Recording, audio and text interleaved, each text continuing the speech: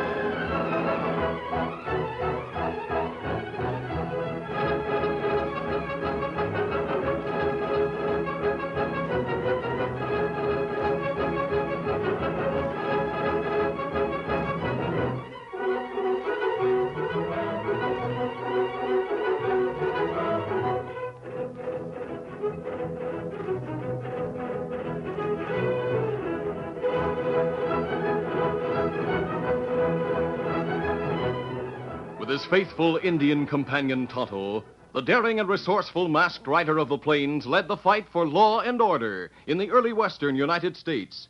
Nowhere in the pages of history can one find a greater champion of justice.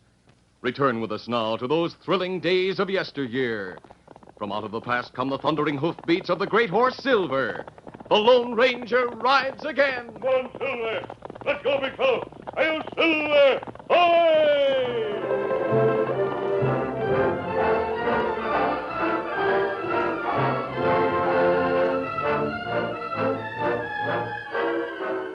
To the people of Sandstone, Pearlie Foster was a businessman who now and then speculated in cattle, ran the local trading post, and was quite active in civic affairs.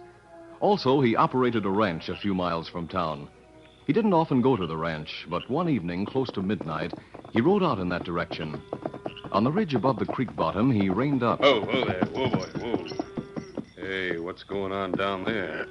A small herd was bedded down for the night by the side of the creek. Pearlie saw a man dismount near them. A moment later, there was the flare of a match as the man studied the brand on the nearest steer. And in the light, Pearlie saw a badge shining on the man's shirt. Quickly, he took the rifle from the boot of his saddle. Deliberately, he took aim and fired. There was a cry, and the man fell to the ground. Pearlie was standing in the shadow of a great boulder, and he waited there motionless for 5 minutes. The cows milled a little. The man on the ground didn't stir. Pearlie mounted and rode down the slope to the side of the creek.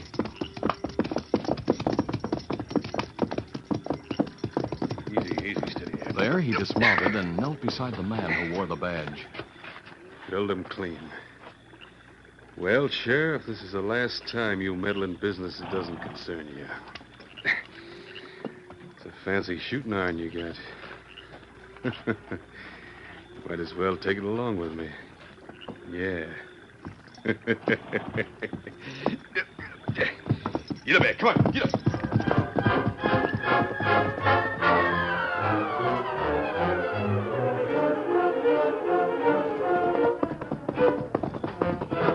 The men at Pearlie's ranch were surprised to see him. Whoa there. Whoa, boy. Whoa. What brings you out to the spread, Pearlie? Yeah, what's the trouble? Boys, I just shot and killed Sheriff Jim Green.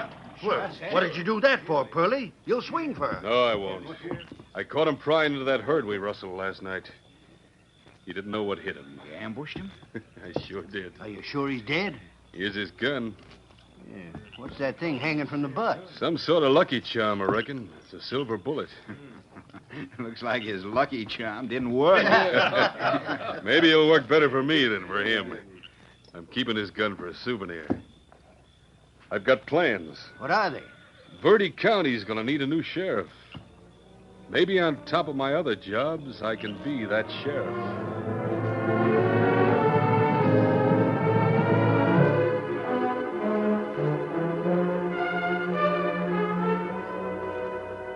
was 3 days later when Pearlie Foster came to Ma Green's house carrying a bundle of legal-looking documents. Come in, Pearlie. Thanks, Ma Green. Mr. Decker, the banker, said you want to see me. Yes, I do. Have a chair. Thanks. Well, what can I do for you?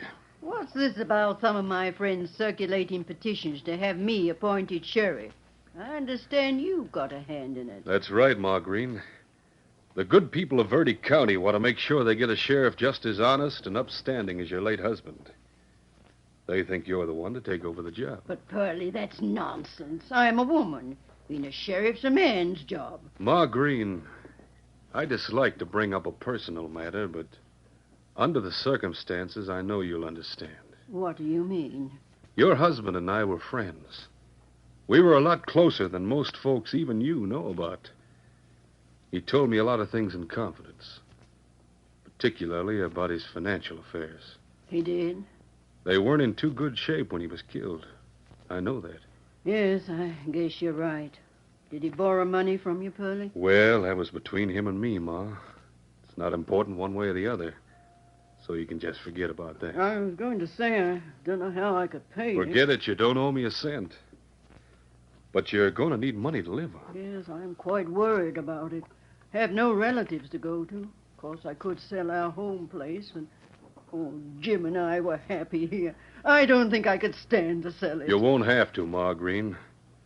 A few of your husband's friends have circulated these petitions. See all these names?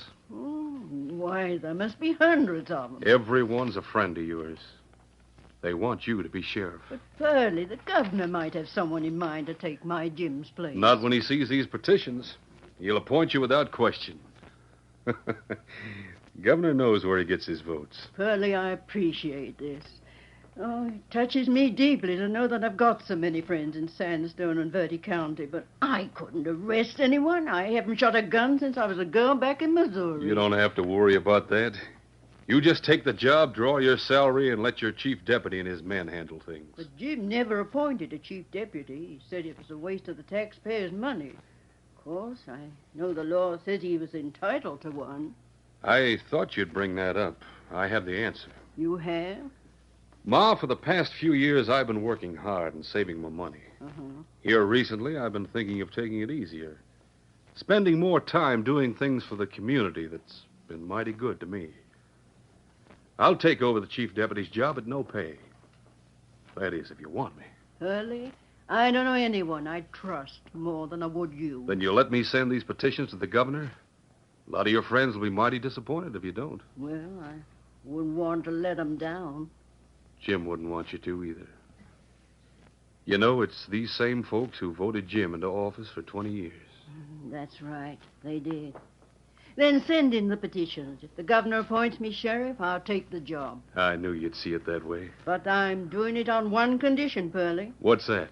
That you'll be my chief deputy. I accept the appointment right now.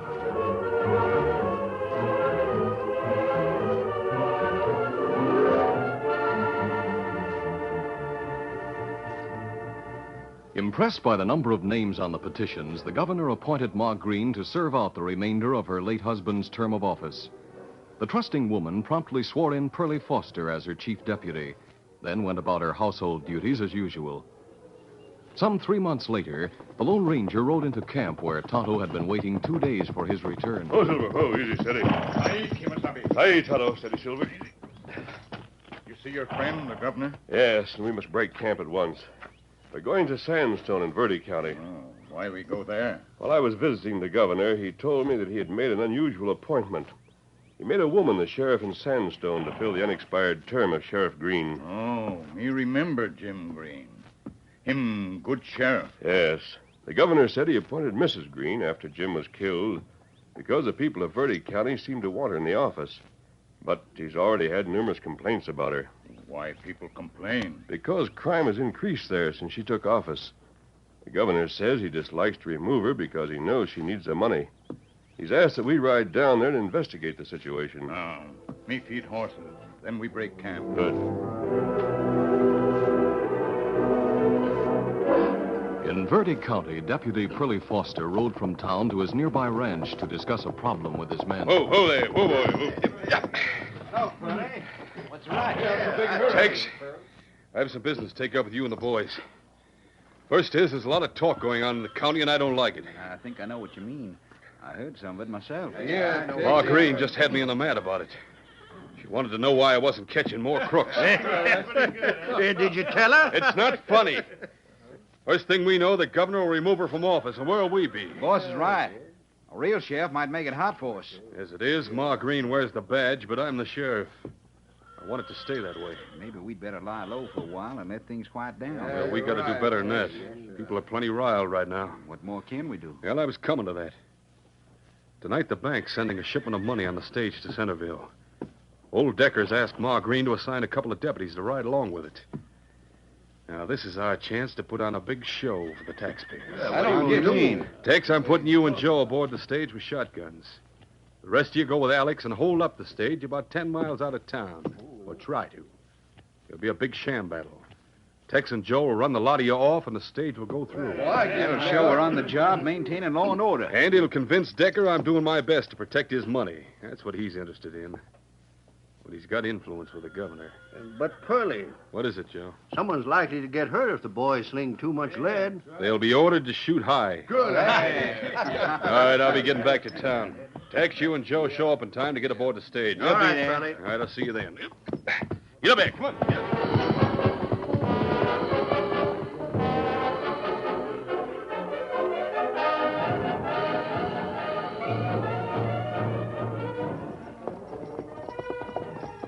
It was nearing nightfall when the Lone Ranger and Tonto turned into the main trail leading to Sandstone. They were but a short distance from town when the masked man signaled a halt. Oh, Silver. Tonto, look up on the bluff ahead of us.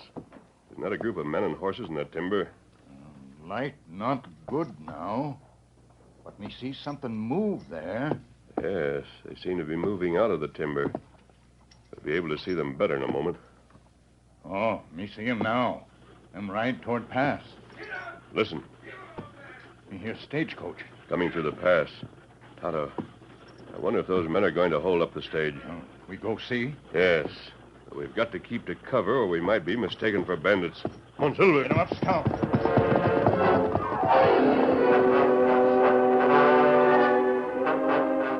Alex and the others whom Pearlie Foster had delegated to fake a holdup had taken a position near the stage trail. Well, here it comes, men. Get your bandanas over your faces. We don't need them. It's so dark now, none of the passengers can recognize It's us. the same time on. We're taking no chances. All right. But hurry. Yeah. All right. Everyone ready? Yep. Now remember, you're to shoot high. All right, we got you. Now let's go. Get it back. Get up. Get along, Red. Yeah. All right, start shooting and yelling.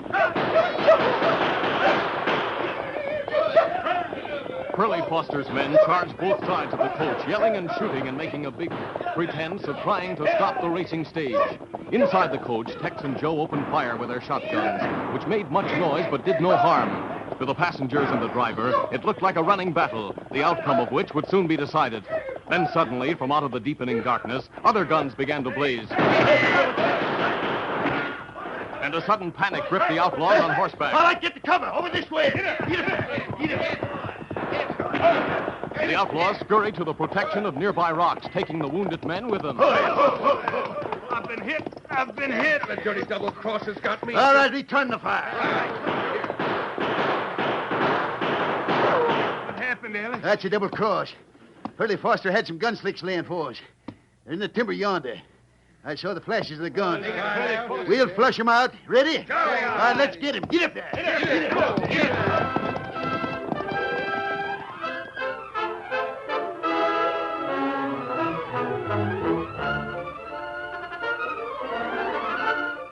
The curtain falls on the first act of our Lone Ranger story. Before the next exciting scenes, please permit us to pause for just a few moments.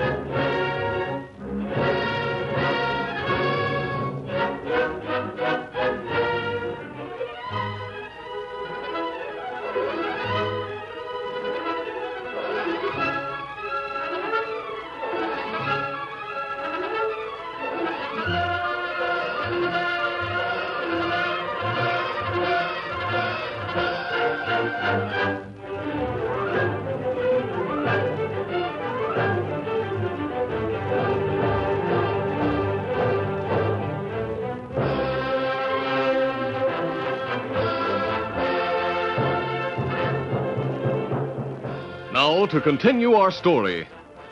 Believing that the horsemen they had seen in the fading twilight were intending to hold up the stagecoach, the Lone Ranger and Tonto had raced into the wooded mountainside, from where they directed unexpected gunfire that surprised the outlaws. Them not follow stagecoach. Them quit. Yes, Tonto. I guess we surprised them. But they may decide to try it again. What we do now? They're riding this way. They've seen the flashes of our guns. And what we do? We're outnumbered. Our best course is to run. We'll notify the sheriff and return in the morning. Come on, Silver. Get him up, Scout.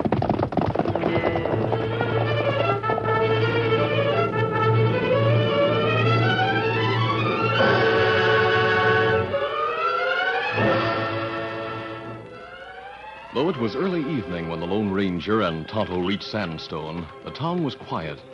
One of the few lighted houses was the home of the woman sheriff. Sheriff not asleep. That's good. The woman sheriff know you? No, Tonto, but her husband was a friend. I think I can identify myself. Just a minute, please. Good evening, Sheriff. You're masked. Please don't be frightened. We're not here to harm you. Oh, the nerve I ever saw. Oh, does this mean anything to you? A bullet.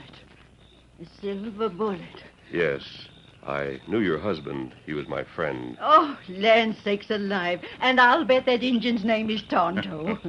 That's right. Many's the time Jim's told me about you both. And now when I really need a friend, you, the Lone Ranger and Tonto have come to me. Come in, both of you. Thanks, Sheriff. Come on, Tonto.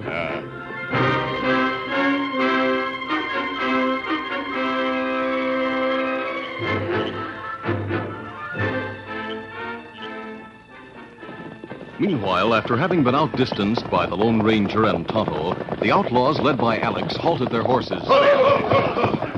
Yeah, the varmint's got away. No sense trying to find him now. Oh, I'm hurt. I got a slug in the shoulder. I got one in the leg. It's hurting plenty. All right. I'll tell you what we'll do. All but Pete can head back to the ranch. Pete and I are going into town. Going into town? What for, Alex? To get Pearlie Foster. We'll bring him to the ranch to answer questions.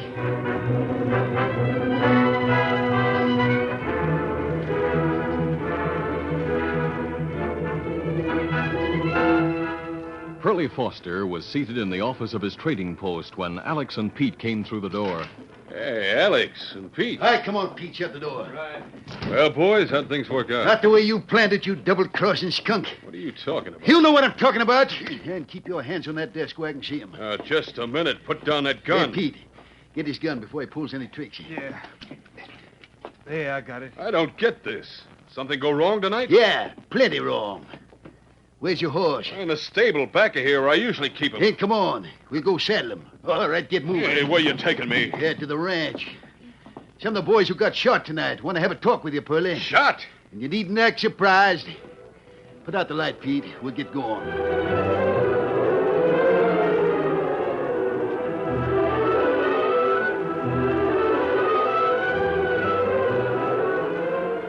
Meanwhile, the Lone Ranger had told Ma Green about the attempted holdup of the stagecoach and the sudden turn of events when the bandits charged him and Tonto. Tonto and I were fortunate to stop them from robbing the stage. And to me right now, that's what counts. Why, if those bandits had succeeded in robbing the stage, I'd be forced to resign tomorrow morning. Yes, I realize public sentiment would force you to do that. And if I don't make an effort to catch the rascals, I'll still have to resign. Oh, I can't sit here and wait till morning. I'm afraid you won't have much success tonight.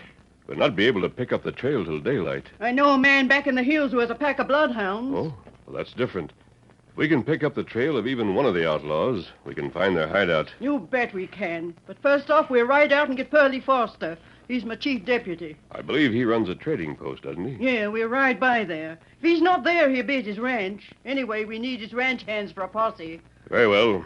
Tonto and I will go saddle your horse. I'm through with being a rocking chair, Sheriff. From now on, I'm going to earn my pay.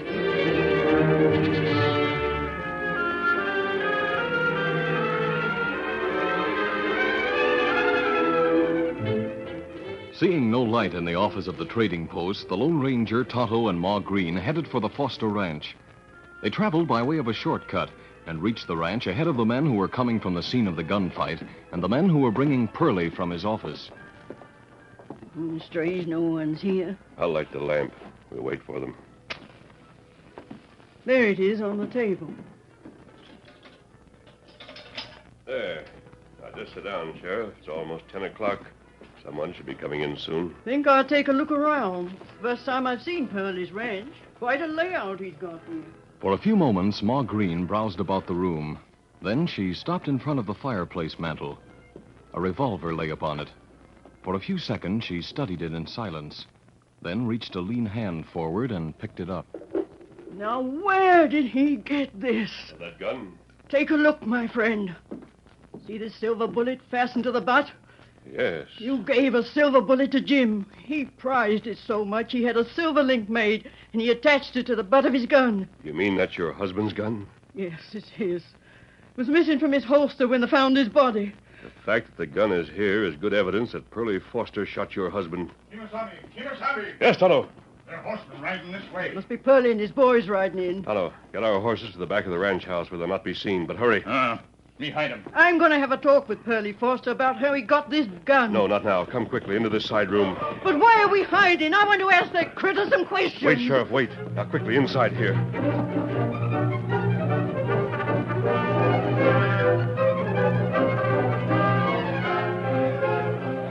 The members of the outlaw band were so concerned with wounds and the belief that they had been double-crossed that they failed to question the lighted lamp on the table.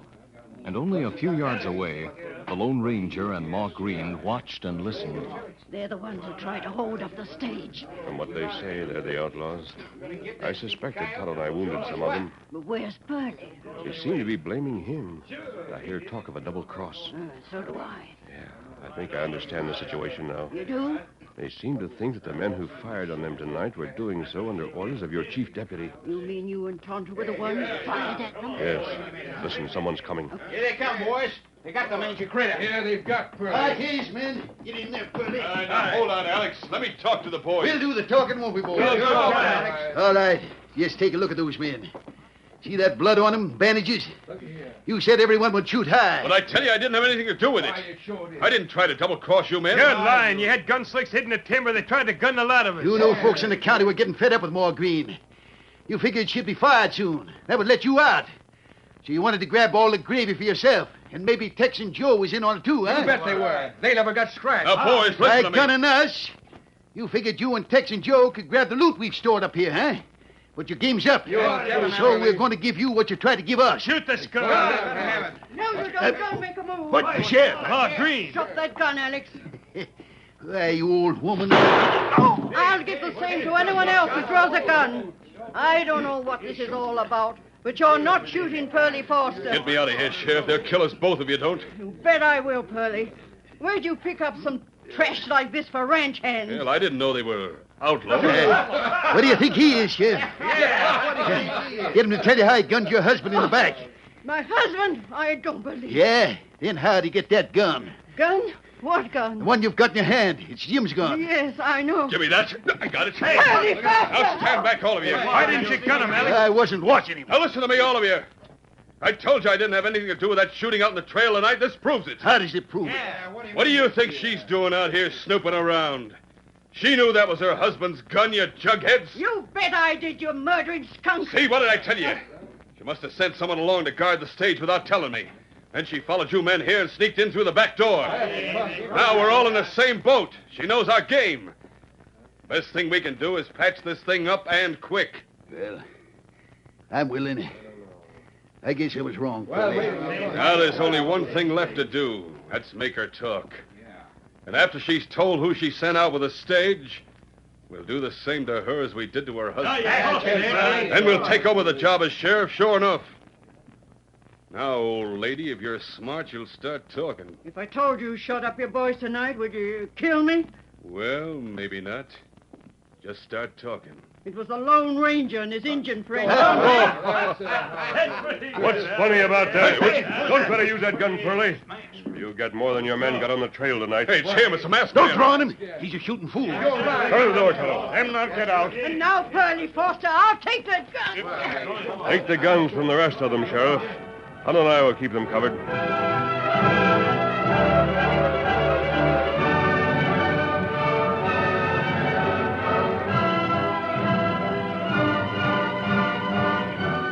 With Within an hour, Pearlie Foster and his band of outlaws were behind jail bars at Sandstone, the residents of which were peacefully sleeping and totally unaware of what had happened. The Lone Ranger and Tonto prepared to mount their horses. Tonto and I will remain nearby for the night, Sheriff. You can go get some sleep. When the good people of Verde County waken in the morning and learn that the Lone Ranger is on my side, they'll quit complaining. Just one question before you leave. What is it, mister? You told me you let Pearlie do all the work as sheriff because you hadn't fired a gun since you were a girl living in Missouri. Yeah, that's right. You seem to do very well with that gun tonight. How did that happen? Well, it's this way. I felt just like my Jim did about that silver bullet attached to his gun. He said it was like a charm. That when he strung to his gun, he couldn't miss.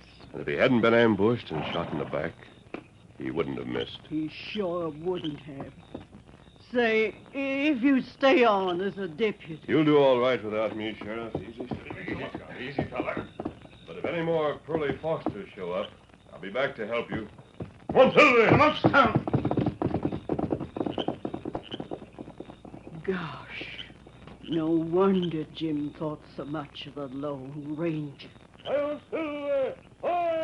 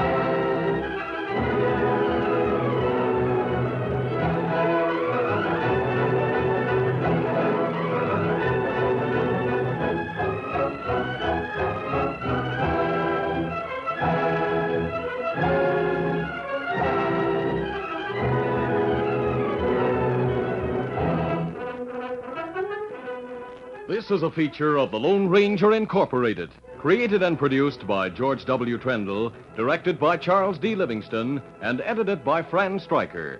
The part of the Lone Ranger is played by Brace Beamer.